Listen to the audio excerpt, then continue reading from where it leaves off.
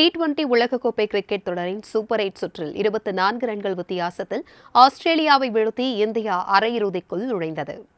உலகக்கோப்பை தொடரில் சூப்பர் 8 சுற்றில் இந்தியா ஆஸ்திரேலிய அணிகள் மோதின.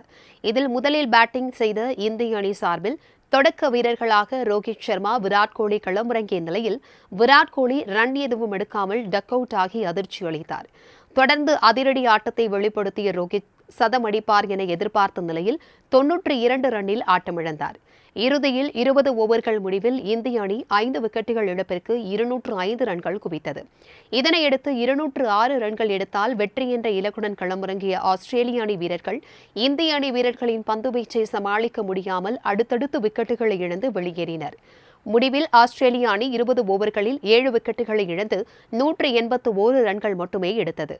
இந்திய அணி சார்பில் அதிகபட்சமாக ஹர்ஷீப்தீப் சிங் 3 விக்கெட்டுகளும், குல்தீப் யாதவ் 2 விக்கெட்டுகளும், பும்ரா மற்றும் அக்ஷர் பட்டேல் ஆகியோர் தலா 1 விக்கெட்டும் வீழ்த்தினர்.